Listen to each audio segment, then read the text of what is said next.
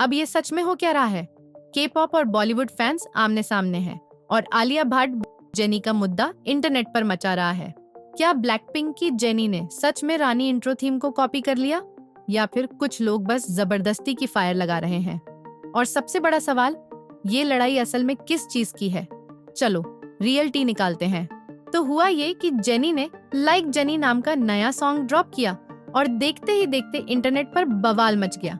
लोगों को लगा कि इस गाने का बीट और फ्लो आलिया भट्ट के रानी इंट्रो थीम जैसा है, जो कि रॉकी और रानी की प्रेम कहानी मूवी में बजता है। बस फिर क्या था, सोशल मीडिया पर हर जगह कंपैरिजन वीडियोस और एडिट्स उड़ने लगे। अब बॉलीवुड फैंस बोले ब्रो ये तो कॉपी मार दी, और ब्लैकपिंक फैंस बोले ब्रो जेनी को बॉलीवुड के बारे में कोई फर्क नहीं पड़ता। लेकिन असल मसाला तो अब शुरू हुआ। पहले लोगों ने सिर्फ गाने की सिमिलैरिटी की बात की, फिर चीजें बुरी तरह से पर्सनल हो गईं। कुछ ब्लैकपिंक फैंस बोले जेनी को बॉलीवुड का नाम तक नहीं पता होगा, आलिया भट्ट कौन?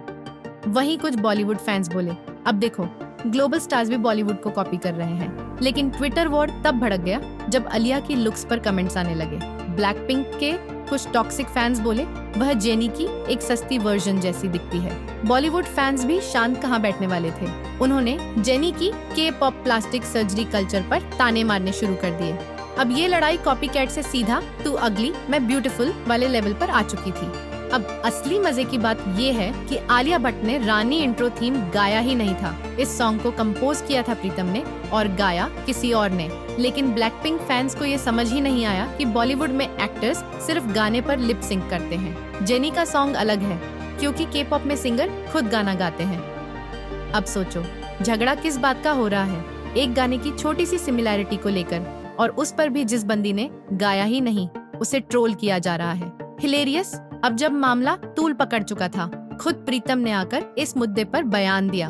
उन्होंने कहा भाई ये बस कोइंसिडेंस है, म्यूजिक में छोटे मोटे सिमिलैरिटीज होना कोई बड़ी बात नहीं है। लेकिन अब कौन समझाए इन इंटरनेट वॉरियर्स को?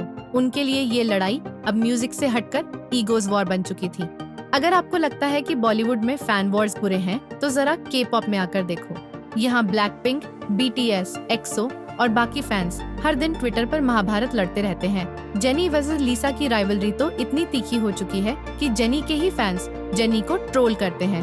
और अगर के पॉप में कोई इंसान जरा सा भी आउट ऑफ लाइन जाता है तो उसकी मेंटल हेल्थ पर सीधा असर पड़ता है। सली और गुहारा जैसी के पॉप आइडल्स ने साइबर बुलिंग की वजह से अपनी जान तक गंवा दी।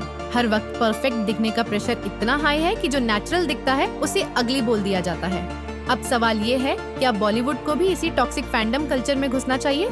तो अब सवाल ये उठता है, क्या जेनी ने सच में आलिया को कॉपी किया? नो, ये पूरी तरह से फैंस की ओवर रिएक्शन थी जिसने एक छोटी सी सिमिलैरिटी को ग्लोबल कंट्रोवर्सी बना दिया। लेकिन ब्रो मजा तो बहुत आया। असली बात ये है कि संगीत इंस्पिरेशन से चलता है और इस तरह के माइनर सिमिलैरिटीज हमेशा होंगी। लेकिन जब ये बात ट्रोलिंग, रेसिज्म और बॉडी शेमिंग तक पहुंच जाए तो इट्स नॉट ओके।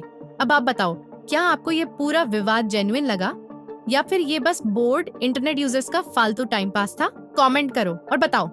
और हाँ, अगर आपको ये वीडियो मजेदार लगी तो लाइक, शेयर और सब्सक्राइब करना मत भूलना, वरना ब्लैकपिंक वाले आप पर कॉपीराइट क्लेम ठोक देंगे।